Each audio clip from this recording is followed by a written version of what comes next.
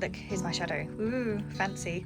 So we are doing some crafting today. It's currently my lunch break and I have to basically add glitter to these shoes. Basically, I'm making like ruby slippers from Wizard of Oz. So as you can see, the shoes were quite big on me for some reason. So yeah, I'm basically making ruby slippers, and these are really comfortable shoes. They're really good. I bought them especially for this, and I've bought some Mod Podge, which has also got sparkles in it, but I also do have red glitter. So I'm gonna cover the Mod Podge on it, pour some glitter on it, wait for that to dry, maybe do another coat depending on how thick it is, and then once it's all done, put the sparkly Mod Podge over it to seal it.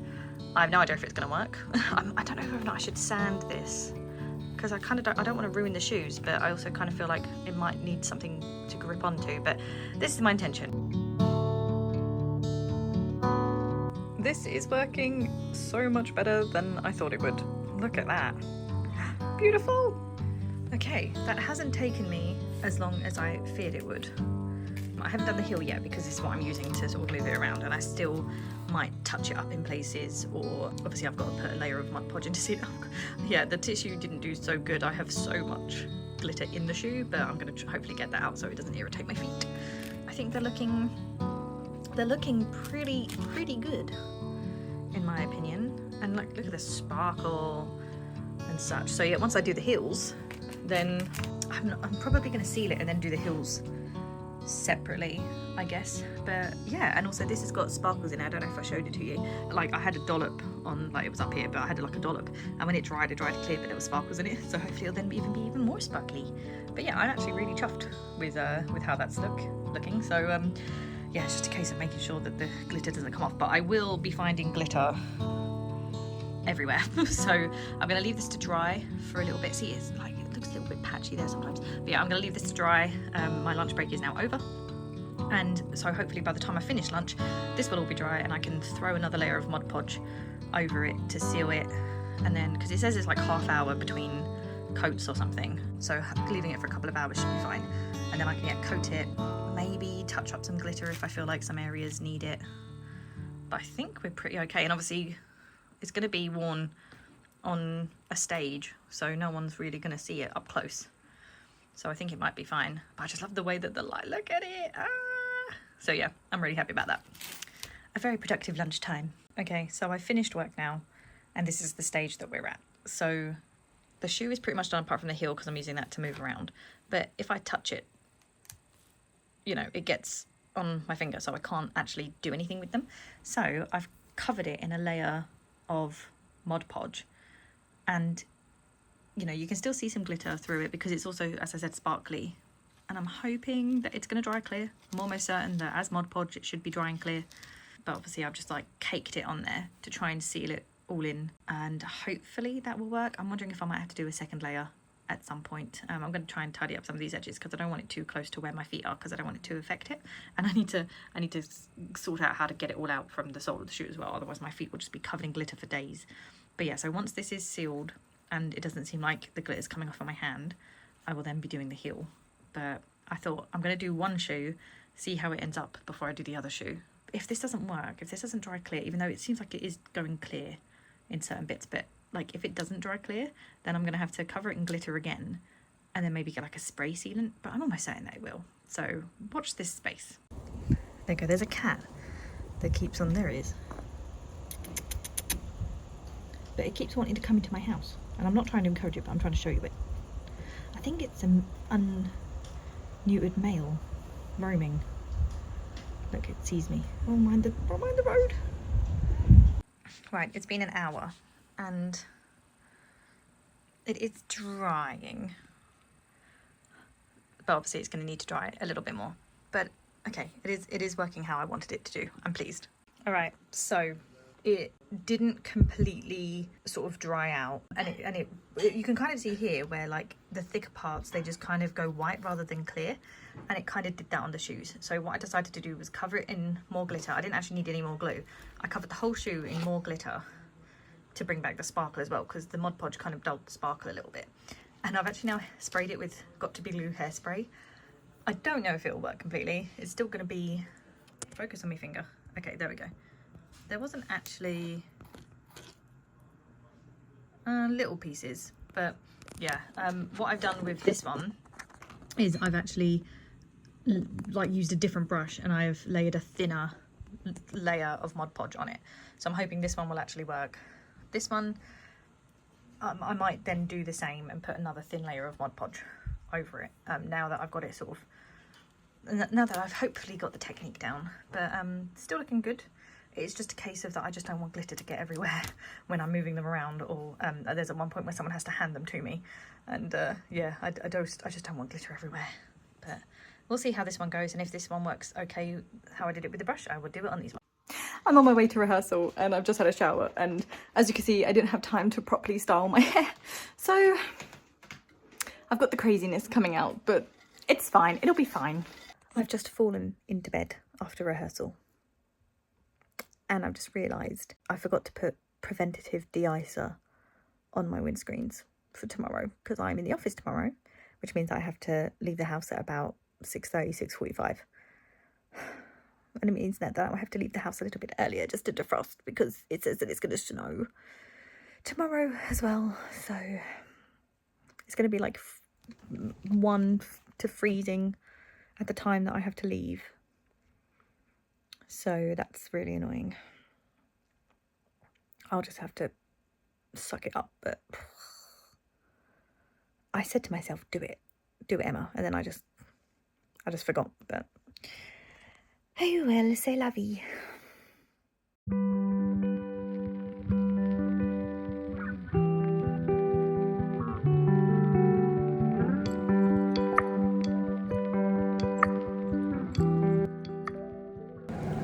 I am back in the office again, so another early morning start.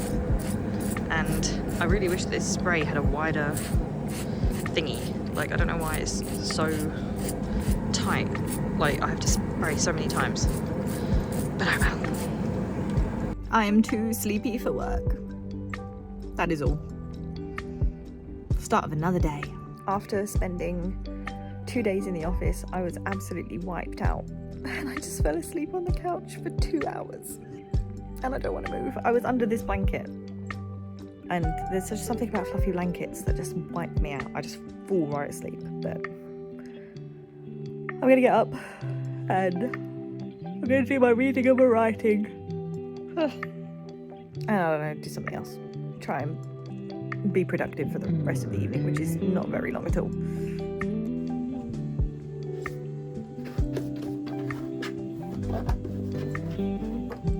I don't know how he thinks that he can get in there. Yeah, you've heard me. Are you embarrassed?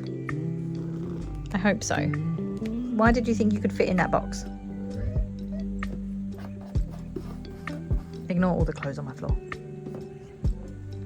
Okay, you can sit on the box, that's fine.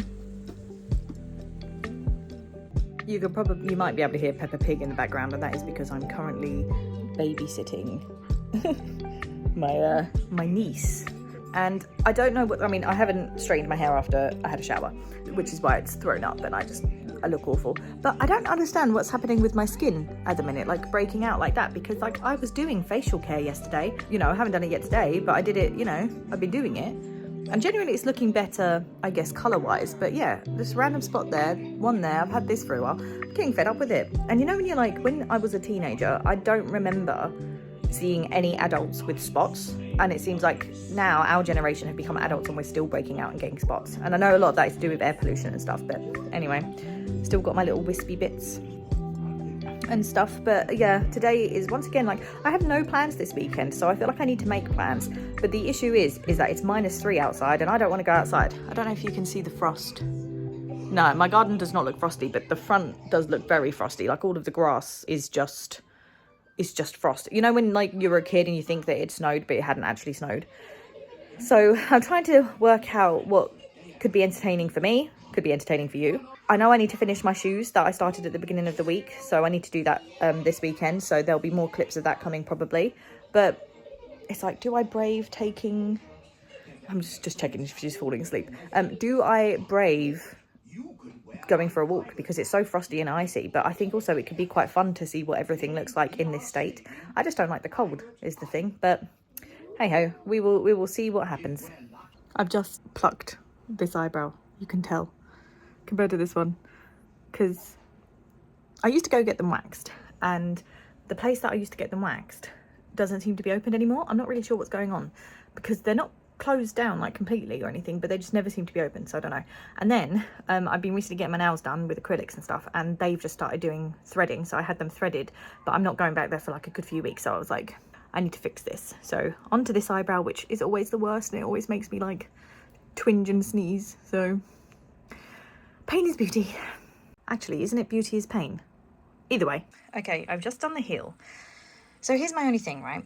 So where the Mod Podge has dried, it's got, as I think I've said, it's got sparkles in it. So there's like a white sort of translucent sparkle now on the shoe, obviously, compared to like, say, this one, which is just pure red, because this is the one that I put sort of hairspray over, but I think I'm going to have to put Mod Podge over it, because A, it's going to have to match this.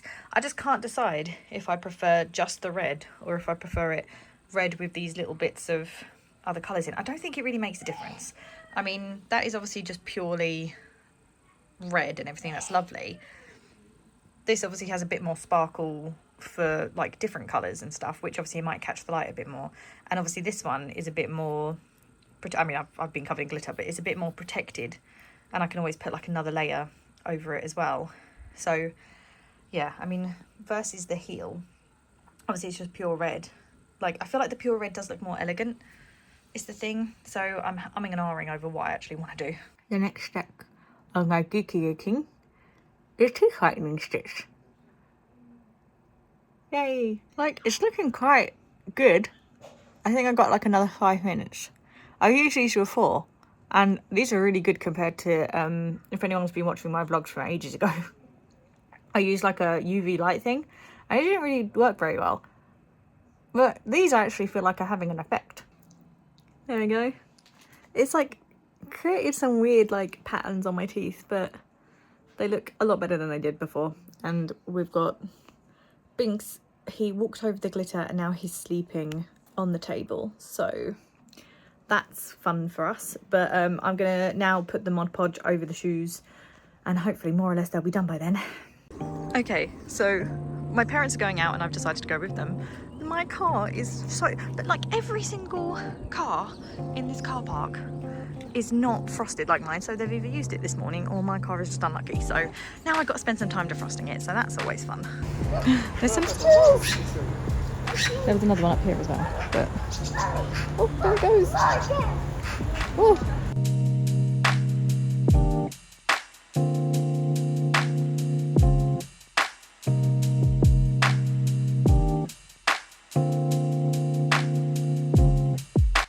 He's appeared on the channel before, but this is Pudding, who is my sister's cat. I'm currently at my sister's house, and he is also Dennis's, my cat's, brother. So they were both feral kittens from my very, very old horse yard, like my very first horse yard. And he, like, obviously they're not very feral, but they do have quirks because they were abandoned by their mum at 3 weeks old. And so they never really learned how to be a cat. So he will be really, really sweet, and he will then just kind of flip and like bite you. But I don't think it's out of like malice. I think it's just that he's just a bit quirky. But that was quite a nice little, like, he very rarely comes and snuggles. Hello, who's behind me now? Oh, hang on, look. Hello. Very cute. So I am at my sister's house because something very exciting is happening, which is basically she's got a new puppy. So I can't remember in the vlogs if I showed her dog Marley, which I might have. So this is kind of a general update as well. So I had my dog Sheldon, who you guys would have seen on all of the vlogs if you've been watching them from 2023. In January 2024, so nearly a year ago now, he actually passed away. So he had, I can't remember what it was called. It was like something, oh my God, what was it? It's been so long. It was basically that there was scarring on his lungs, and that was then causing his lungs not to function because he wasn't like breathing properly or something. So I immediately took him to the vet as soon as I noticed. And yeah, they basically did an x-ray and they said that essentially he has this something fibrosis or something. So he had like scarring on his lungs and there was no stopping it. It would only just get worse. And they put him on some tablets to try and sort of slow it down.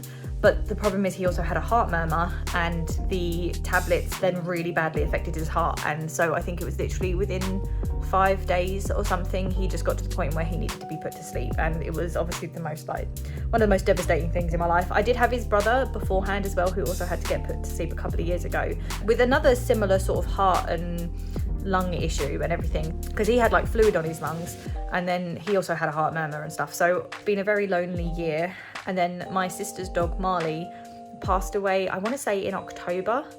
I can't really remember, but yeah, he actually had cancer. A lot of pet deaths and everything. Basically, it's quite nice now to have sort of like a new puppy in the family, coming into the family. So I'm excited. So I'm here first because I wanted to be able to meet the puppy without the children getting in the way.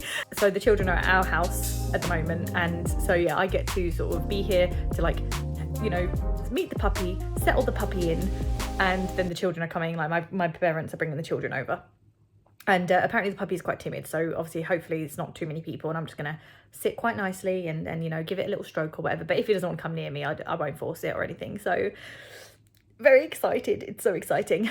Whilst we're on the subject of animals, and whilst I have time, I might as well also explain that I actually also no longer have horses. I got to sort of, I think it was about April time, and long story short, I essentially had a phone call that explained that Barney had tried to sort of double barrel kick somebody, and this is sort of happened in the past, and then he kind of got over it and he was really good and stuff. But from that moment, I sort of realized that I just didn't have the knowledge or the confidence to sort of handle everything, because, like, you know, I had that clip where he even, like, he bit me and stuff, and ever since, like, all this biting and everything, and you know, he'd go through like weeks and weeks and months of being really, really good, and suddenly he would just flip, and there was no rhyme or reason to when he would flip. There would be no specific time or anything that was triggering him. He would just go for it, and it wasn't very clear. I did get a couple of trainers out as well, but they never really either seemed to be good or stick, and also he seemed to then behave really well. So they were like, oh, he's lovely, he works really well, and I'm like, yeah, but he's got these problems. But without them being able to see those problems, they weren't able to really kind of fix it. And just, I sort of changed my job as well slightly, and you know, just basically everything just kind of came to a head where it was like, I am not giving these horses the care that they deserve, or the training and the time that they deserve, and I do not have the finances to also then have someone provide that for me. And it was obviously a very hard decision. I was going to rehome just Barney, who was obviously the one who gave me the least confidence, and keep Dusty. But after a while, I just sat there and I thought, do you know what? Even with Dusty, the people at the yard are looking after her more than me, and really they are her owners, you know, in anything but name, really, at that time. So I spoke to somebody there and I said, do you want her? She said yes. And, you know, best decision ever. Like, she's absolutely thriving, she gets to stay where she is, etc. And then with Barney, I did ask if anybody might want him, but obviously everybody had seen the issues, and it was understandable. So I reached out to Blue Cross and spoke to them, had a phone call with them and everything, and they agreed to come and help him, essentially. So that was in the April, and he wasn't able to go until the August, because they have like certain days that they take the horses in. So I had to arrange transport and everything like that. But it gave us, like, what was nice is that it gave me like a nice 3-4 months or whatever, that meant that I was able to sort of really ruminate on the decision, decide if it was the right thing, and also if I wanted to, I could change my mind. And yeah, it got to the day, or it got closer to the day, and actually I realized, yeah, this is what I want, and this is what's best for him as well, because ultimately it doesn't matter what I want. Ultimately, it's what is best for the horse. And quite honestly, I think it was because they don't tell you anything. It's a closed adoption, so they don't tell you anything about the horse after you sort of, you know, they just say, yep, he's arrived, all done. And, you know, I think the person who took him up there for me took a picture, and she was like, it's like a 5-star hotel for horses. So I was like, okay, he's in good hands. And also I made a donation to the charity as well. It was like a suggested donation and stuff, but I was like, yeah, of course I'm going to give it to you. So they messaged me, they said that he was there, and I kept going. I was a little bit sneaky. I kept going on the website to see if he would pop up. And I think it was about 2 months later, so it wasn't very long at all, he was already on that website. They said that he's good to handle in all ways, and he was also reserved. So I never saw him just on the website. He just was immediately on the website as reserved. And I got a little bit emotional, but it made me so happy, because it just meant that he did just need that time and that training from somebody who had that confidence and experience, which obviously, you know, at Blue Cross there's going to be trainers and stuff there, and they have basically rehomed him as a project pony, essentially. So a pony that somebody can work with and learn to ride and everything like that, and teach him how to be ridden and stuff. And so the fact that obviously it's gone through these channels, it's gone through Blue Cross, and he was just scooped up like that, it just really warmed my heart, and I just like immediately knew that then I had done the right thing. You know, it's difficult to want to go to a charity, because obviously I know charities are absolutely like stuck at the moment. You know, they have animals coming out of everything, and you know, they're overflowing and stuff. So it was really difficult to have the idea of reaching out to a charity. However, the reason that I did it was because I didn't care about money. I wasn't looking to make a sale and get money from my horses or anything like that. So even with Dusty, when I changed the ownership over to that person in the yard, I didn't ask for any money. I think I put down on the bill of sale was like £1 or something stupid like that, just so that it was an actual bill of sale. But yeah, I didn't care about money. I just cared that these horses had a good home. And then the problem with Barney though, is that I wasn't able to sort of like advertise outside of the yard and say, Project Pony has some vices, you know, £300 or £200, like a cheap cost, because I just was worried that the wrong type of person would pick him up, and he would like, my biggest fear was that he would go somewhere where then he was then just passed around. You know, Black Beauty, like I think of Black Beauty or like War Horse or something, all those films where those horses are like passed around and they live like all these different lives and stuff, where at least with the Blue Cross, you know, they technically own the horse now for the rest of its life. They just lease it out to the person who is technically then to look after it the rest of their life. But if anything were to happen, then that they will take that horse back, and also they do regular checks. So that was why I went for that decision, and I feel like it was the right one. But now I'm sitting here, I've got about half an hour or so until my sister gets here, and so I'm just gonna either do some reading or writing. Hello. Come here. I'm trying not to get you in it. Come on. Oh. What's this? Hello. You can see just how icy the floor is where I park my car, so I'm terrified to actually be walking out on it.